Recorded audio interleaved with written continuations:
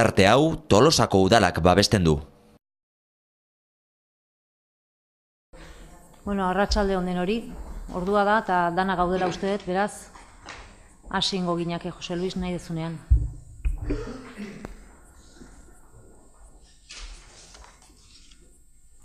Arratsalde on, beraz, hasi ingo ginateke lehenengo gaiarekin, eta lehenengo gaiak honela dio. Ondorengoak ta onartzea 2016ko martxoaren 22ko ohizko osoko bilkurakoa. Denoi eman zaizue, beraz, zerbait esatekorik, oso zuentzekorik balin badago, momentu honetan esan. Onartutzat emango genuke, hurrengo gaiarekin jarraitu orduan, onartutzat eman da gero, bigarrena, alkatetzako dekretu hauen berri ematea, 2015ko abenduaren 30koak. Eta 2016ko martxoaren batetik 31kara. Denoi pasa zaizue, beti bezala, zerrenda eta laburpena, edukiaren laburpena, eta beraz, jakinaren geratzea da helburua. Beraz, ez baldin badago besterik, hirugarren gaiarekin jarraituko genuke, eta honela dio, berankortasunaren gaineko arautegia betetzeari buruzko txostena 2015ko ekitaldeari dagokiona. Eta honek kontuertzaileak, nola bate, o Begoñak ezakitzenek aurkeztuko duen pixka bat, honi buruz. Bai, eta urtero behin aurkezten da, aurreko urtean, nola izan den... Behin funtzionatzen den. Piztu bat zago. Bai. Urtero aurkezten da, nola izan den berankortasunaren datuak nola joan diran, eta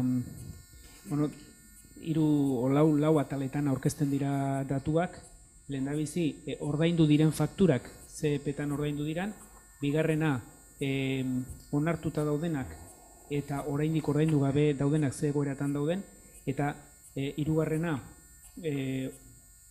onartu gabe dauden fakturak, eta gero askenean bataz bestekoa CEP-a daukan.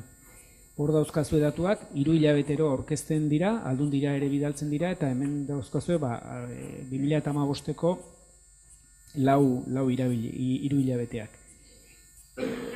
Lehendabiziko 3 hilabetea izaten da berezi xamarra, ze aurreko urteko fakturak askotan urtarrilen eta otsailean etortzen dira, eta guk kontabilizatzeko aurreko urtean fetxa jartzen diogu abendukoa.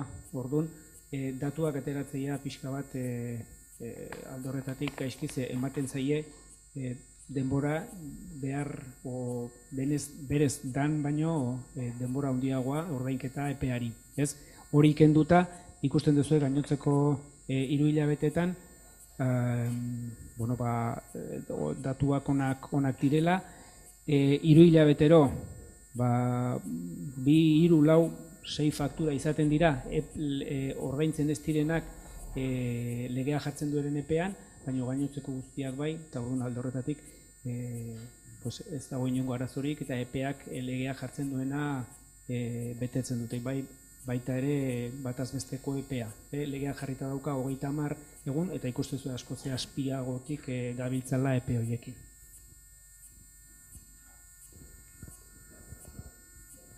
Beraz, zerbait galdetzeko hori balin badago, bestela jakinaren gainean, emango genuke, zaudetela... Ze berez kontu ematen da osoko bilkura, baina ez da bozkatzen, ez? Ez da bozkatzen, ez.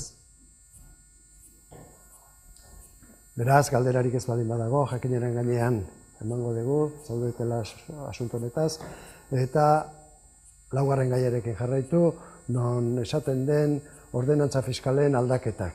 Eta urtero bezala, kursoko nolabate zea direnak,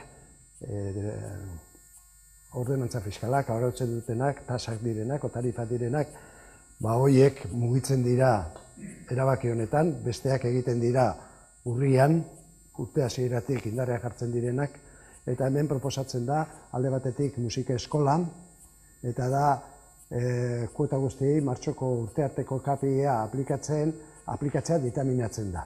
Hau da, minus ehuneko 0,48koa. Eta horren arabera jetxi egiten dira. Eta berdin-berdin kultur taileretan ere. Eta udal eskualtegiko kuotetan ere bai. Berdina aplikatzen da. Jetxi egiten dira 0,48. Eta hori da nola bate eta Belena patiokoa biziketa aparkatu plazak erabiltzeko baina tasa bat ordaindu behar du 60 euro urtean. Hoi berria da.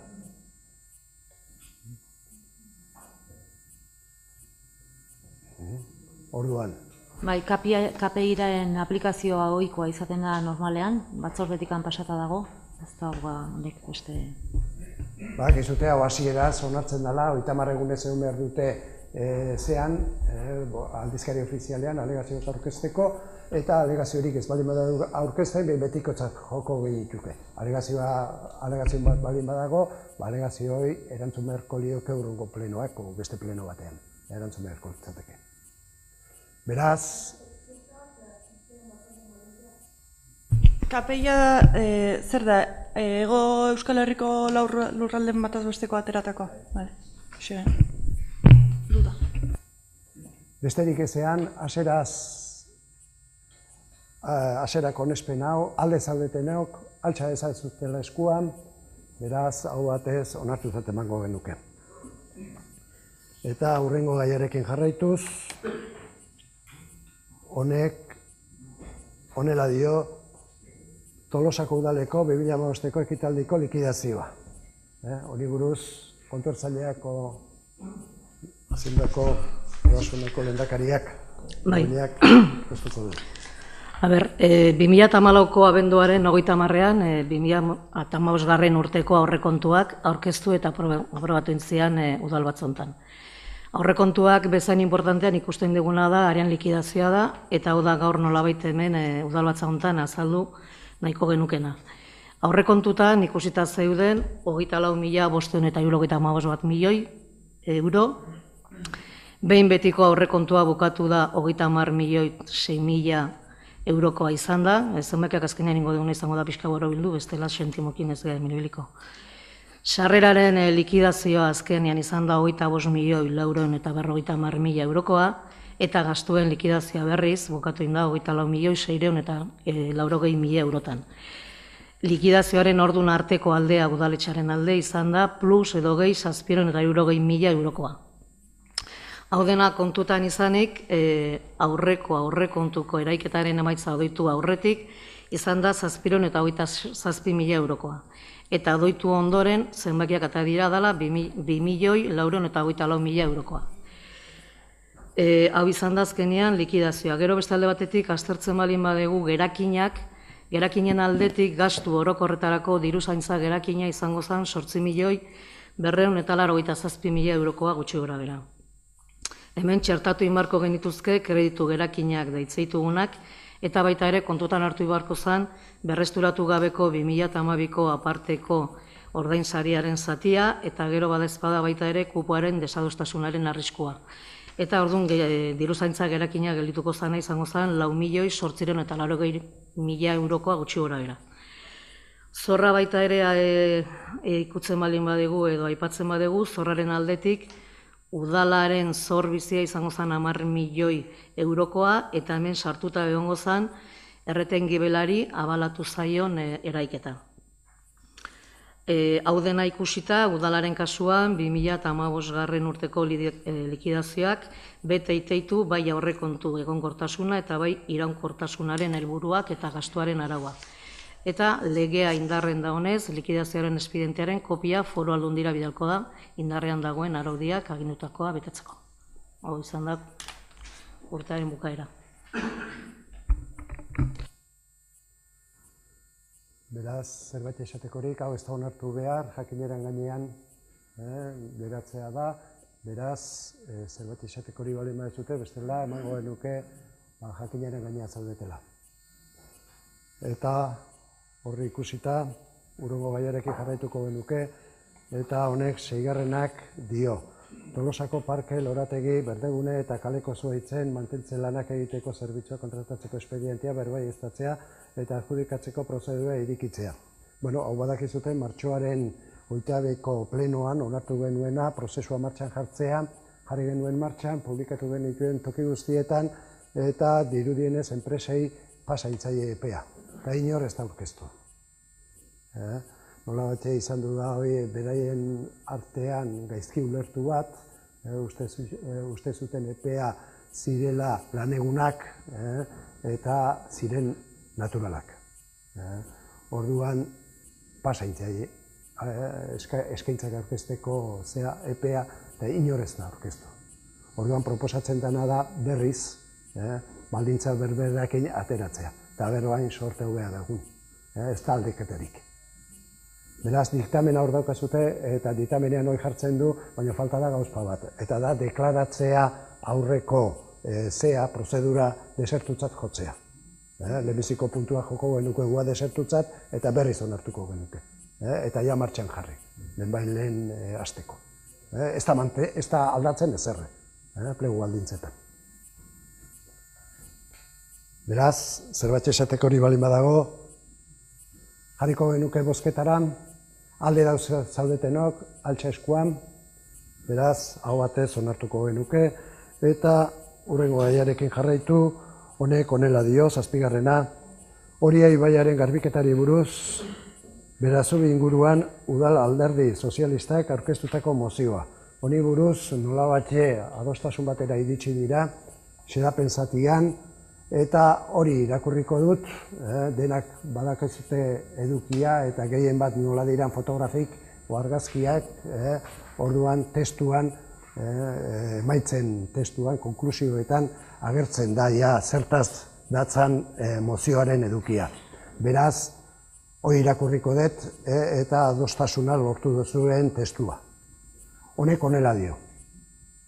A la vista de lo reflejado en el reportaje fotográfico y las repercusiones tan negativas medioambientales como de seguridad por cuanto al depósito de residuos y en algunos puntos la disminución de sección de cuenca por los sedimentos depositados, el Ayuntamiento de Tolosa siga con los trámites y actuaciones que correspondan y ante los organismos pertinentes para que en el próximo periodo de estiaje se lleve a cabo la limpieza de la zona mencionada del río Oria a su paso por Tolosa.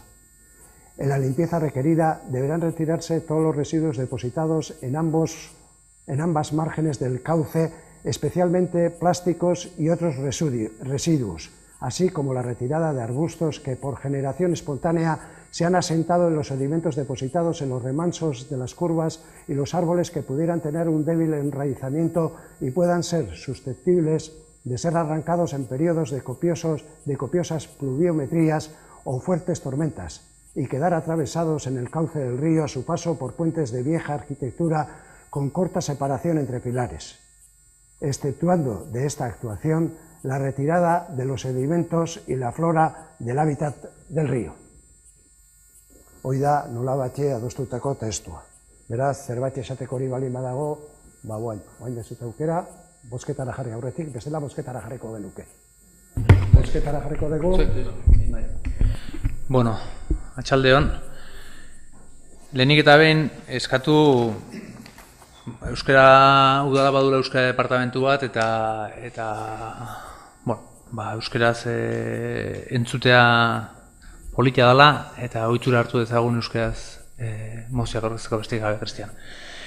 Bestetikan mozioa irakurri dudanean 2011ko urte amaiera etorri zait gogora garai hartan Tolosak azkeneko uholde saioa garai hartan izan zen, azaroan, hain zuzen, eta horren ostean PSOek ere edo PSek mozio bat aurkeztu zuen, oso antzekoa, baina mozio hortan erreka dragatzea eskatzen zen, eta guk orduan ere ezezkoa zerantzun genion. Ezezkoa zerantzun genion ez egulako iruditzen aktuazio egoki bat zenik, dragatzea, garbitzea eta errekaren kanalizazioa handitzea, Hontan kontuatzen gea eskatzen dana beste zerbait dala, eta horregatikan atxikitu nahi izan dugu EH Bildutikan azkeneko saldia. Hau da, sedimentoak eta bertako flora ikutu gabeko aktuazio izatea, eta residuo urbanoak, plastikoak, eta bar kentzea, eta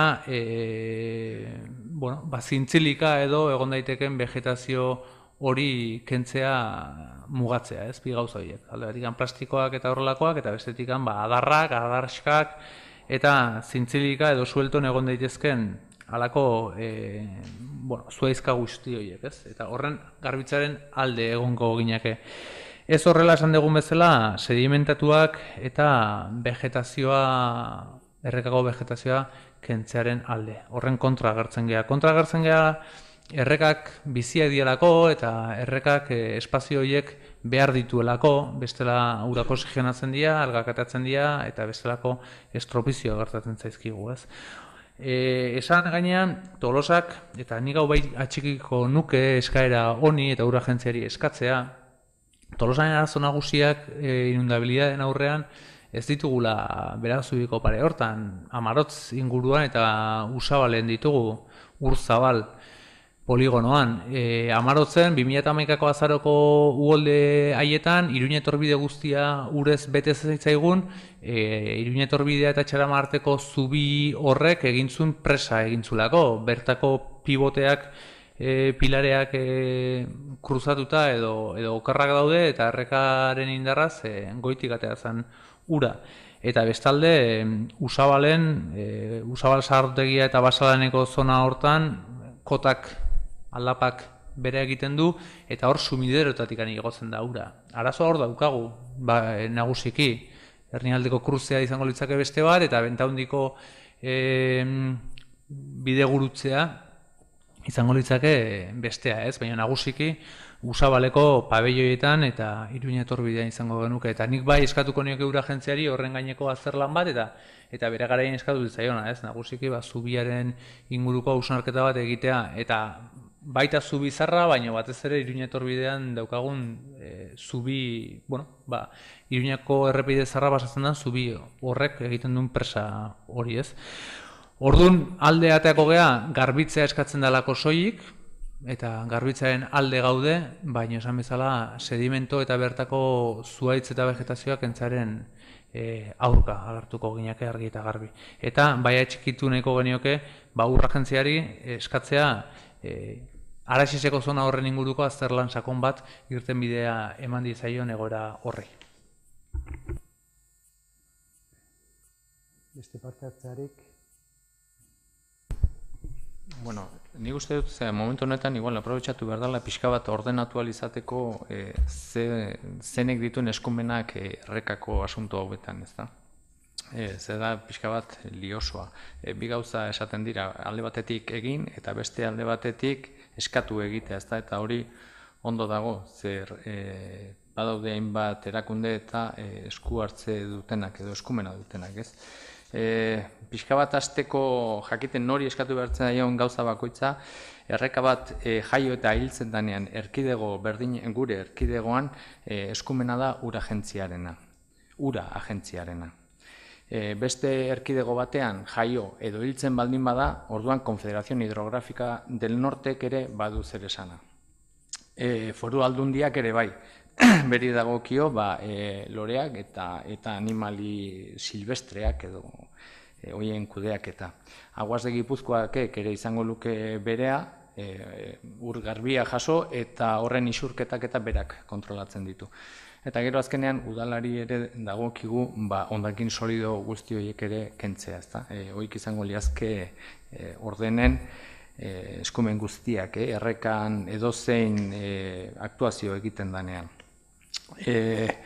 Orain arte ura agentzia bakarrikan zuen, errekatan egiteko almena edo eskumena.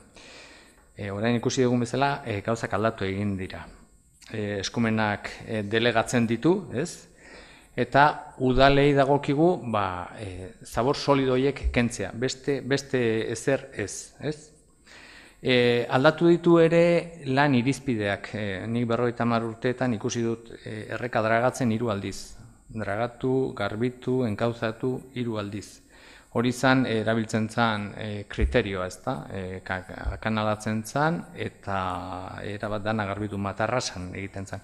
Orain, ura agentziak berak esaten du erreka hartu behar dela osotasunean, ezta? Bera ekosistema bat dela eta ekosistema bizia bezala zaindu behar dela. Eta horrek behar duen babesa eta trasladatzen digu udalei, foru aldundiari eta bar eta bar. Lehengo urtean, 15ean, urrian sinatu genuen ura agentziarekin hitzarmen bat. Eta hitzarmen honetan egiten dena da elkarlaneko hitzarmen bat da, ezta? Hainbat gauza proposatzen zaizkio eta hemen esaten da gauzak nola egingo diran, ezta? Ikusita bakoitzari dagokizkion gauzak. Hemen daude bi arlo, ez? Alde batetik segurtasunari dagokion arloa eta beste aldetik paisaiari dagokienak, ezta? Segurtasunekoak argiak dira, esan bezala, ekidin behar dira aldan heinean uholdeak egotea. Arbolak eroritzeko baldin badaude, aurreikusi egin behar dira. Sedimentoak eta gehiegi egiten baldin badira, aurreikusi egin behar dira eta kendu egin behar dira, ez? Adibidez, aurten konfederazioa etorri da eta kendu du Usabalgo zubi romano horretan, Usabalen bi daude, horietako begi bat zegoen erabat itxita, sedimentoekin, ezta? Orduan, hori kendu egin behar da, sedimento horiek, berriz ere zubiari eman zaio zaukan begi osoa, eta horrek emaria eta errestu egiten du, eta orduan ibaiek esandako horiek gertatu daitezke, hala eta guztiz ere. Baina, zailagoa da, ez? Basoa iriki egiten da.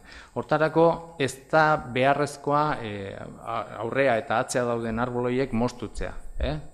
Horrekin, akarre horiek kentzearekin nahikoa da.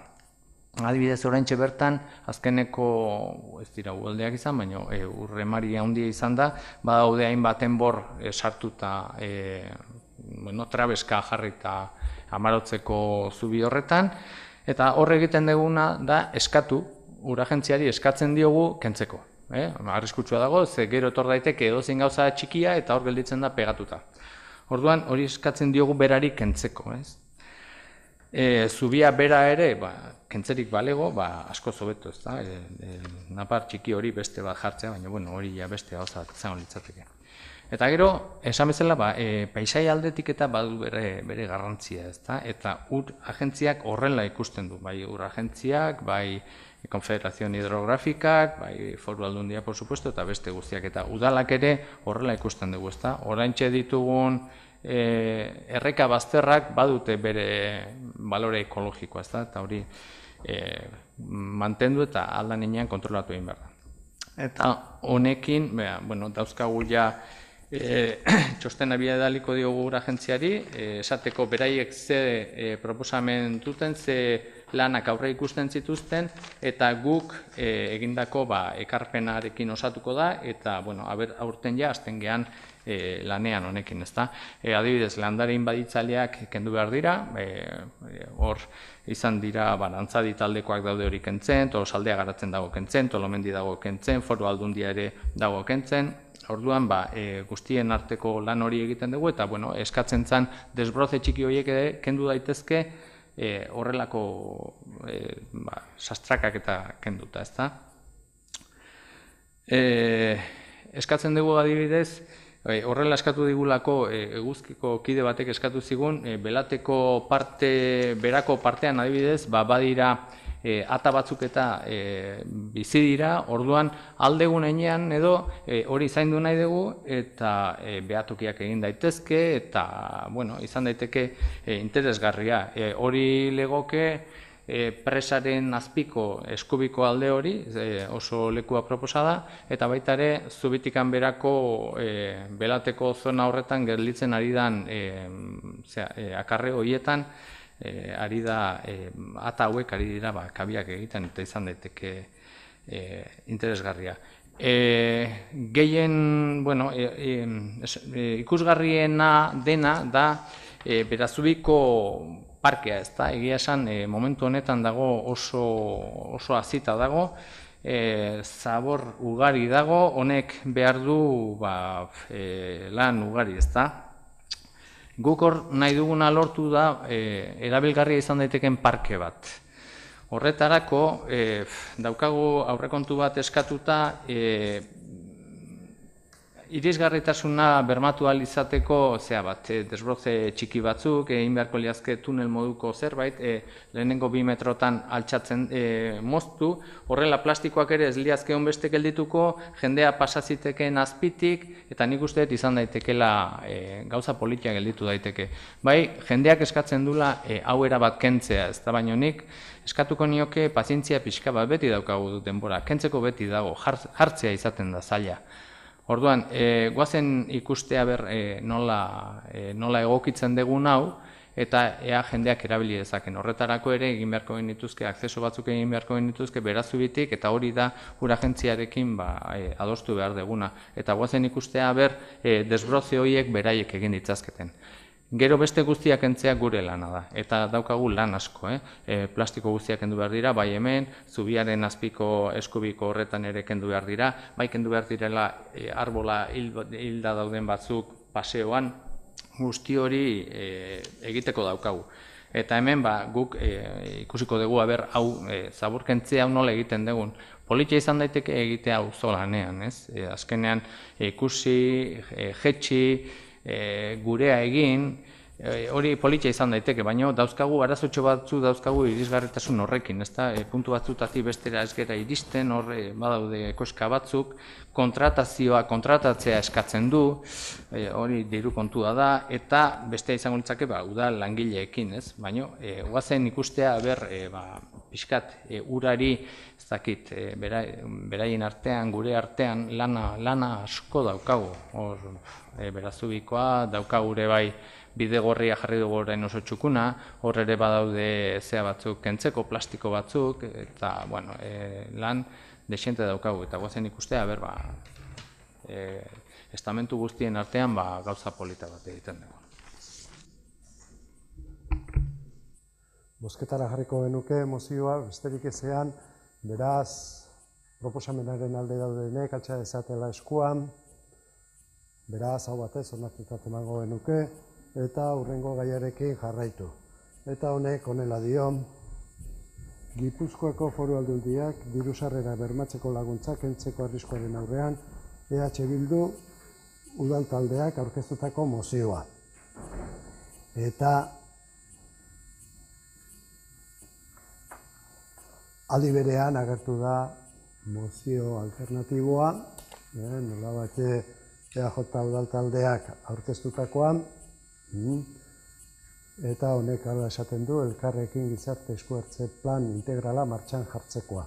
Bueno, beti bezala irakurriko dugu lehenik aurkeztu dana, eta urruna letuko dugu bigarrena o alternatiboa. Parte hartzeak izango dira, eta gero parte hartzean urruna lehenbizi jarriko dugu bigarren mozioa, eta ateratze baldin bada, bigarrena ez dugu jarriko, hau da, aurrena aurkeztu dana ez dugu jarriko bozketara. Bestela, aurrenekoa jarriko dugu bozketara. Beraz, mozioak. Lehenengoa. Mozioa. Gipuzko Foru Aldundiak diru-sarrera bermatzeko laguntza DBL-agi kentzeko arriskuaren aurrean. Zioa. 2011ko bukaeran, Eusko Jaurlaritzak gure gizarte zerbitzuen prestaziorik garrantzitsuenetako bat den diru-sarrerak bermatzeko errenta, DBE, RGI erderaz, kobratu alitzateko eskatzen den erroldatze denbora igotzea erabaki zuen. Zehazki, urtebete eskatzetik 3 urte eskatzera pasatu zuen. Horrek ekarri zuen automatikoki pertsona asko gure babes sistematik kanpo geratu zirela.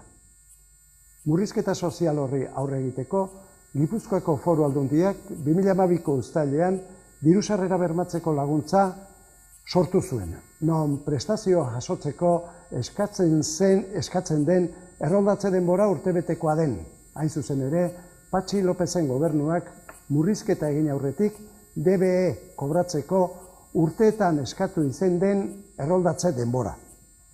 Beste modu batean esateko, DBE urteetan izan duen erroldatze denbora itzuliko baliz, DBL berez desagertu egingo litzateke. Lehen zeukan estaldura soziala berreskuratu lukeelako. Murrizketa murriztuko litzateke. DBL izeneko prestazioak izaera unibertsala dauka. Hau da, baldintzak betetzen dituzten persona guztiei zuzenduta dago. Berdin da nongoa diren, DBrekin beti gertatu izan den bezalaxe. Gogoratu behar da DBLA Gipuzkoan bizi diren 1.922 familia unitatek jasotzen dutela eta familia horietan 700 ume daudela, legez babestu beharrekoak. Foru gobernu berriak hasieratik jarri nahi izan du zalantzan DBLA eta horretarako argudio xenofoboak erabili izan ditu. Erakartze efektua, efekto llamada delakoa aipatuaz, badakienean onuradun kopurua egonkortu egin dela. Foru Aldundia Marotoren bidetik abiatu da murrizketa sozialak egiten jarraitzeko eta bere jarduera justifikatzeko. Hori dela eta Tolosako udalak honako mozio hau onartzen du. Bat, Tolosako udalak bere babesa adierazten die gizarte zerbitzuen erabiltzaile guztiei, inolako salbuespenik gabe, eta gogoratu nahi du ongizate soziala herritar eskubidea dela. Halaber, bere aitortza adierazi nahi die gizarte zerbitzuen langile guztiei, beraiek baitira eskubide horren bermea. Bigarren, Tolosako udalak Gipuzkoako Foru Aldundiari eskatzen dio diru-sarrera bermatzeko laguntza, izeneko prestazioa erasotzen jarraitzeari utzi eta bereziki hori justifikatzeko argudio xenofoboak bere hizkeratik desagertarazteko. Hiru, Tolosako udalak Gipuzkoako Foru Aldundiari eskatzen dio DBL izeneko prestazioa bertan behera uzteko duen asmoari uko egin diezaiola. Lau, Tolosako udalak Gipuzkoako Foru Aldundiari eskatzen dio planteatu diezaiola Eusko Jaurlaritzari diru-sarrera bermatzeko errenta jaso ahal izateko eskatzen den erroldatze denbora 3 urteetatik urtebetera pasa dezala, hain zuzen ere lehen zegoen bezala. 5, Tolosako udalak Eusko Jaurlaritzari eskatzen dio mozio honen 4. puntuan jasotakoa lehenbailen burutu dezala. Hau da, lehen aurkeztutako mozioa eta mozio alternatiboa EAJak aurkeztutakoa honela dio. Lehen esan dugu titulua, elkarrekin gizarte eskuhartze plan integrala martxan jartzekoa. Pasa den apirilaren 12an, Gipuzkoako Foru Aldundiko Gobernu Kontseiluak Gizarte Politika Departamentuak AGI-DBSLA aldatzeko aurkeztutako proposamena berretsi zuen. Erabaki hau hartzea bultzatu duen oinarrizko arrazoia, DSBLaren onuradunak gizarteratzeen ez duela lagundu izan da, ahultasun egoeretik irten eta bizi proiektu bat garatzeko tresnarik ez duelako eskaintzen. Gipuzkoara bakarrik sedatuta egoteak lurralde desoreka ekarri du elkargoan, zein Gipuzkoako lurralde historikoko herrien artean. Indarrean dagoen legediaren arabera, oinarrizko gastuen estaldura diru-sarrera bermatzeko euskal sistemaren barnean aplikatu behar da Euskal Autonomi Erkidego osoan. Aurretik esandako guztia kontutan hartuz, Tolosako udalak ondorengo mozioa onartzen du. Bat, Gipuzkoara iristen diren personak egoki hartu, lagundu eta gizarteratu daitezen beharrezkoa diren neurriak har ditzatela eskatzen dio Gipuzkoako Foru Aldundiari. Bi, gizarte bazterketan edo bazterketa arriskuan dagoen persona ororen arreta hobetzeko hasitako bideari jarraituz, iragarritako elkarrekin gizarte esku hartzeko plan integrala martxan jartzeko eskatzen dio Gipuzkoako Foru Aldundiari. 3, Tolosako udalak arreta eta gizarteratze euskal erakundea aldarrikatzen du. Hau da, bigarren mozioa. Beraz, parte hartzeak. Arratsalde on guztioi. Guk defendatzen dugu DBL herritar guztientzat eskubide subjektibo bezala ikusita. Ez aurrekontu erabilgarritasunaren oinarrituak dauden prestazio edo laguntza bezala. Gainera, lurralde bakarran existitzen da eta hau leku batean edo bestean bizizkero eskubide pertsona ezberdinak sortzeari laguntzen dio. Gu ez gara lurralde bakoitzean prestazio, laguntza edo subentzio ezberdinak zabaltzen dituen ereduen aldekoak. Ez da jokoz kanpo jenderi ustea, aurkakoa baizik. Gure lurraldera beste lurraldetan ez dagoen laguntza bat existitzen delako etorri diren familia eta pertsonei ez zaila aukerarik ematen, baztertzea aholkatuak daude. Gure zaletasuna beti izan da baztertze egoera horiek borrokatzea, ez egoera berriak sortzea. Eskubide sozialetarako sarbidaren berdintasuna defendatzen dugu. Gaur egungo gizarte babes sistema ez badu herritartasunak planteatzen dituen betebeharren aurrean erantzuten, egin beharrekoa Gasteizko Parlamentuan erreflexioa eta debate irekitzea da, hor legeak aldatzeko edo onartzeko konpetentzia dagoelako.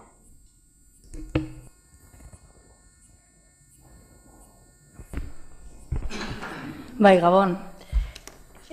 Orain izpide daukagun gai hau delikatua da, mozio honetan lantzen dena demagogian, erreskerian erortzeko arriskoa dagoelako, eta aldiz, okerren dauden pertsonen bizi baldintzetaz ari garelako. Gipuzkoako Foru Aldundiak agi edo diru sarrerak bermatzeko laguntzak kentzeko bere asmoa aurkeztu du. Modu batzutan, epe batzutan, eta berak modifikazion deitu izan du dio nunbaiteko argitalpenetan, baina azkenean babes sozialerako tresna batekin bukatzeko borondatea agertu du. Gizarteak ekitate eta kohesiorako funtsezkoak diren tresnetako batekin amaitu nahi du. Eta honek historia pixka bat egitea ere bultzatzen gaitu. Gure mozioan esplikatzen da, baina usten dugu bidezkoa dela historia egitea zergatikan iritsi zen agi ezartzera. Orain dela 5 urte erkidegoan gobernu sozialista zegoela, RGIa kobratzeko baldintzak gogortu egin ziren eta erroldatze kopurua, esan den bezala, 3 urtetara pasatzen, batetikan 3 urtetara. Orduan, erkidegoko jende asko babesik gabe gelitze zen, Gipuzkoan, Araban eta Bizkaian. Gipuzkoan egoera horrek sort zitzaketen kaltetuak gutxitu nahian, agia edo DBLA eratu zen. Foru dekretu bat izan zen, eta bere asmo jarraipen eta barreko mekanismoak ezarri ziren. Eta hori foru dekretuan agertzen dira zen helburua, nola egite ziren jarraipenak, ze baldintzak zeuden eta bar eta bar. Orain kendu egin nahi dute, eta horretarako metodologia eta sakonean gure ustez akats larriak daude. Metodologian, eta batez ere jarduntasuna eta parte hartzea inbeste hitz egiten den honetan, ez delako kontsultatu eragileekin, ez da ere baztertuta dauden pertsonekin. Erakunde batekin edo bizpairuekin aipatu den bezala elkarrizketa batzuk eukitzeak ez du esan parte hartzen duten horiekin egotea. Eta badago Gipuzkoan gizarteratzeko aholku batzordea, Consejo Asesor de Inclusión Social. Eta bertan baztertuak eta baita ere beraiekin lan egiten duten guztiek hartzen dute, eta teorian da departamento aholkatzeko. Baina, bueno, inork ez du ezer jakin publikoki izan den arte. Beraz, metodologia aldetik gaizki. Eta, bueno, berriro ere ikusten dugu kontsejoak aipatzen dira, baina gero efektibotasunean praktikan ez daukate zeregin handirik. Eta gero beste alde batetik sakonean ere, gure ustez akatsak ditu agia kendu nahi honek. Esan den bezala baita ere, jakina da 2015 eta 2014ean ez dela horrelako igoera berezirik egon. 1922, 1900 bueltan egon dira 2 urtetan. Eta horregatik esaten dugu, ez da dira utzi hor badagoelako zerbait estrukturala.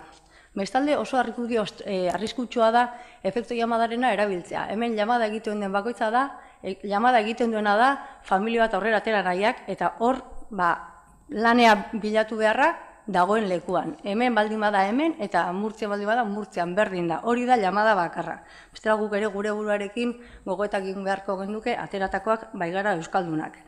Baina batez ere, hori Marotoren teoria reforzatzea da, eta atzo bertan Javier de Andresek erabiltzen zuen, eta gaina zuei zuzentzen zitzaizuen, esanez, gustatuko litzaiokeela PNVek agiari buruz egiten den gogoeta RGIari erkidego mailan egingo balio. Zelako un coladero. Azkenean, bakoitzan non dagoen ikusita, teoria berdina da, eta da argudio xenofobak, eta horiek oso arriskutsuak dira, zetikan, horrek badakigu azkenean ze ondorio ekarri ditzaken. Bestalde, pobrezia inkeste, azkenengo pobrezia inkestan 2014an, 2 urtero egiten dira, berriro ere balioan jartzen da babes sozialerako tresnen balioa gizarte kohesionatu bat lortze aldera. Jakinda, pobrezia egoera asko eta asko ez dirala koiunturalak, eta horietatik ez dela aterako, eta berriro ere atera da azkenengo inkestan, okerren daudenak, pobrezia seberoan daudenak, beti egongo dirala seberoan, edo asko ere zailtasun handiago dutela ateratzeko. Hori onartu behar da, hor badago pobrezia struktural bat, eta horren aurrean ere, jakin beharko du gizarte honek erantzuten.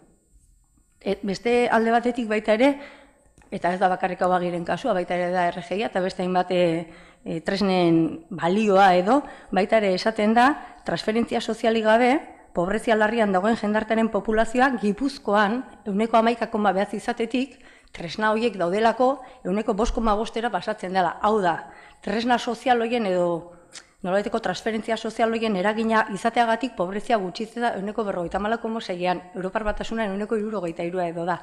Beraz, balio du zerbaiterako. Batak eta besteak denak elkarrekin. Beraz, guk argi daukagu kontua ez dela ikuspegi asistentzial bat eukitzea, ez da limosna bat ematea, diru bat ematea, baizik eta babes sozialiko prestazioak estatu arduratsu baten erantzuna da bazterkeria egoerak justizia sozialeko ikuspegi batetik orekatu nahian. Eta amaitzeko, agian laguntza honen eta beste askoren jarraipen eta ezarpenean zuzendu beharko litzateke. Ez da dena ondo egingo dela, seguruna gauza asko egongo dira betzeko, baina berriro ere ezin dugu froga eta karga jarri jasotzen duten hoiengan. Administrazioak ere bere ardurak eukiko ditu, ikusteko fraudea dagoen, ondo egiten diren gauzak, baina hori ezin diogu egotzi kobratzen denari. Kobratzen duena gaizki egiten baldin badu, gaizki egina, baina hor badu baita ere administrazioak bere ardura. Eta gero horregatikan ere eskatzen dugu ez dadila agia kendu eta erabili izan duden lurralde orekatuaren argudioa, eta hor begiratzen dizut zuri ere, Kristian, erabili dezulako, guk eskatzen duguna da, RGIa bueltatu dadila leheno zegoen balioetara. Eta orduan, badenak igual izango geha, zetik hemen kontua ez da igualatzea okerren daudenekin. Baizik, ahalik eta ondoen daudenekin igualatzea izango da. Igual du behar balin badeu, denak igual, baina hobera, ez okerrera, diot. Eta hori, zuri esan nahi nizun, baita ere argudio horrek ez diz balio, baita ere PNVk erabili du, baina bokertze aldera inork ez du hortarako ez gaude, hobetzeko gaude. Baita ere, aipatu nahiko nuke, hemen kontua ez dela 700 euro eman edo ez, kontua da benetan asmoa daukagun gizarteratze eta babes sozialeko tresna sendoak egitera. Eta hor, aprobetxatuko dut PNVren mozioari erantzuteko eta bitz argumentazioa rebatitzeko. Esaten da ez duela gizarteratzeko lagundu. Hori Maite Peñak ere esan zuen, baina ez dakit zertan oinarritzen den. Esan dut, badaude pobrezia maila batzuk gizarteratzen oso zailak direla, baina gainera gizarteratzea ez da bakarrik dirua ematea. Gizarteratzen mila faktore daude, okupazionalean lan egin, formazioan lana egin, hezkuntzan lana egin, gauza asko daude. Orduan, hori horrela argudio bat botatzea oso orokorki botatzea da. Oso errena gelditzen da gutxienez. Lurralde desorekari buruz esan dut. Eta gero, ez zuen parte dispositiboan esaten da, Gipuzkoara iristen diren pertsonak egoki hartu eta lagundu, eta egoki hartu, ez dakit zer esan nahi den egoki harturekin. Eta gero, eta baina zuen mozioak horrela izena du, elkarrekin gizarte eskuartze plan integrala martxan jartzea. Bai, esan zuen, agiak kenduko da eta jarriko da hori. Nidak idanez, oraindik eskatzen ari dira ea nola egin behar den. Eta nik dauzkadan helburu orokorretatikan eta jarduera heldotatikan hartzen duzu elkarrekin, hartzen duzu foru dekretua, agiren foru dekretua, eta helburuetan teorian hortxe, moduetan ez dakit. Baina hortxe, azkenen gauza berririk inventatzeko asko ez dago. Baina bai esango dut, eta hortan ados nago patxi, errexena izaten da gauza kentzea, eraikitza izaten da zailena, eta orain ere egoera berdinan gaude. Beraz, esan bezala, ez zait iruditzen sostengo handiko mozioa danik, zueke aurkeztu dezuena, baina bai ikusten dut, berriro ere, haulenen bizkar, uzten dela egoerarik latzena. Mila esker.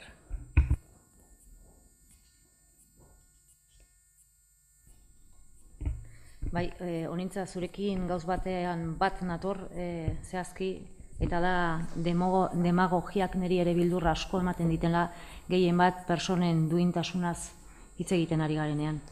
Diru sarrera bermatzeko laguntzaren ezaugarri nagusiena eta gainea realitatean eragin zuzena izan duena da Europa guztian ez dagoela horrelakorik eta horrek ekarri ditu ondorio batzuk errealitatean. 2012 urtean gizarteratzeko 2 laguntza bertan bera utzi ziren diru sarrera bermatzeko laguntza hori finantzatu ahal izateko eta hori gure ustetan etzen egokia izan. Ze gertatu da? Gertatu da Gipuzkoara migrazio fluxu artifizialak handitu egin direla. Eta hori konstatatzeko badaude datu batzuk, ez? Esate baterako, krisi ekonomikoaren garaian Gipuzkoan izan da estatuko lurralde bakarra, non ez den etorkinen personen tasa edo kopurua jitsi, 2011 eta 2015 bitarte hortan, Euskal Autonomia Erkidegoan etorkin personen kopurua 6% jaitsi baldin bada, Gipuzkoan 4,5% igo da. Bestalde, Gipuzkoan aurkitzen dira Euskal Autonomia Erkidegoan dauden erresidentziarik gabeko personen 60%, erdia baino gehiago. Gainera, 2015an, onuradunen erdiak baino gehiago, ez zuten ez erresidentziarako baimenik, ez da lanik ere. Nik ez esaten datu hauek onak edo txarrak direnik, baizik eta errealitate baten konstatazio egiten ari naiz eta argi agerikoa da badagoela desoreka bat, ezta? Izan ere, immigrazio fenomenoak zuzenean diru-sarrera bermatzeko laguntzarekin lotuta egon litezkeela agertzen da baita ere 2013 urtean, aurreko foru aldundian, Gipuzkoako udalerriarekin egindako lehen balorazio horretan ateratako lehenengo ondorioetan agertzen da eta literalki irakurtzen dut. Se está dando un incremento de media de empadronamiento y residencias en algunas localidades y está perturbando seriamente a los servicios sociales de algunos ayuntamientos en los que se está concentrando la población asiática, Pakistán y Nepal. En estos casos debe hacerse alguna intervención específica. Beraz, orduan ere dagoeneko bazan gertatzen ari zenarekin ardura bat. Eta ze gertatzen da, hainbat udalerrietan diru-sarrera bermatzeko laguntzak tokiko baliabideen ahalmenak gainditu egin dituela. Azkenean, diru-sarrera bermatzeko laguntza ekonomiko soil bada, eta gizarteratzeko osatu behar da beste baliabide batzuekin, nahi baldin badugu bizitza duin bat ahalbideretzea. Aipatu dituzuzuk hainbat, hezkuntza eta hizkuntzari dagozkionak, osasun arloari dagozkionak, gizarte arloari dagozkionak, eta udalerri batzutan erabat gaindituta aurkitu dira arlo horretan. EH Bilduko mozioan aipatzen dira 1000 famili eta famili horietako 7 aurrei dagokienez adierazi nahi dut inor ez dela babesgabeko egoeran utziko eta dagoeneko ezohiko neurriak hartzeko konpromisoa ere hartu duela Gipuzkoako Foru Aldundiak, Gipuzkoan erroldatuta dauden famili horiei beharrezkoek dituzten babes neurri guztiak bermatzeko. Gipuzkoan gizarte bazterketa egoeran dauden edo egoera horretan egoteko arriskuan dauden personak hartatzeko elkarrekin plana proposatzen du Foru Aldundiak. Plangintza hori, 3. sektorearekin eta udalekin batera garatuko dela esan da, bazterketa egoerari modu integralean eta osotasunean aurre egiteko. Diru-sarrera bermatzeko laguntzak sortzen duen kezkarik nagusiena ez da ekonomikoa inolaz ere, baizik da ez duela onuradunen gizarteratzeko helburu hori lortzen. Eta diru-sarrera bermatzeko errenta, hau da RGI-ra heltzeko erdibideko neurria izan da. Gainera, eskumena ez da ez udalarena, ez Foru Aldundiarena ere, aldiz, Euskal Errenta Berme sistema orokorrean aurrikusi beharko litzateke eta kasuan homogeneoki erkidego guztian aplikatu. Aipatutako egoera guztia kontutan izanik, egoki ikusten dugu Foru Aldundiak elkarrekin plangintza abian jartzea, bazterketa egoeran dauden personak edo arriskuan dauden personak gurean gizarteratzeko, baina bizitza proiektu bat gauzatu ahal izateko, baliabideak izateko, neurriak behar direnak jarri beharko dira, eta eskubide eta bete behar osoko herritarrak izan daitezen, eta duintasuna bermatzen duen oinarrizko beharrak asetzetik haratago. Planteatzen diren neurri hauek ez dira inolaz ere murriztatzaileak, baizik eta urte hauetan diru-sarrera bermatzeko laguntzara bideratutako finantziazio osoa, 11 milioiak gizarteratzeko helburua lortzeko modu eraginkorrago batean erabiltzea.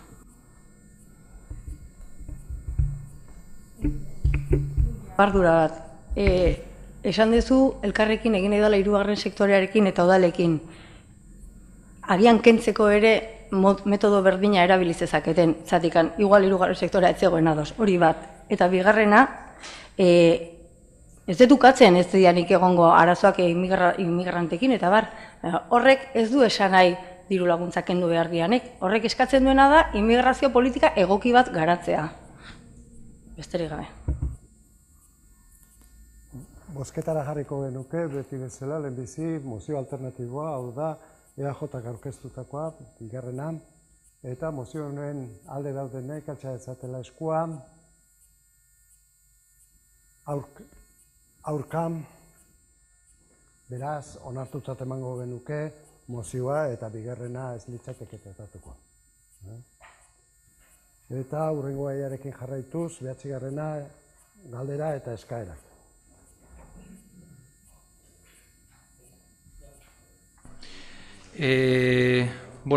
Bai, duela hilabete pare bat edo hiru immatrikulazioen inguruen galdetu genuen, eta gaia nola zegoen jakin nahiko genuke, pixkat jendeari, hemen bertan ez dago asko, baina telebistan baldin eta inor bada, immatrikulazioen gaia da, duela hilabete batzuk berria egunkarien bidez jakin egiteko aukera izan genuen, eta gero bai atarian zen Gipuzkoako Hitzaren erreportai bat argitaratu zuten ere, Elizak bere ganatu dituen zenbait herriarenak diran zenbait orube, tartea, Santa Marikoa, Urkizukoa, Aldabakoa, eta horren inguruan badira pleno batzuk lantalde tekniko bat, gaia jorratzeko, eta Tolosan horrek zer eraginazun aztertzeko martxan jartzea eskatu genula, eta horren inguruan ezer ezakigunez, galdetzen dizuegu.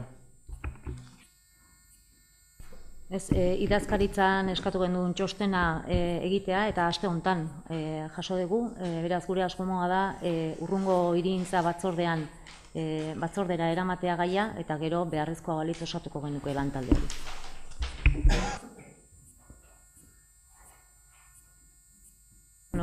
Mila esker denoi eta datorren plenero arte.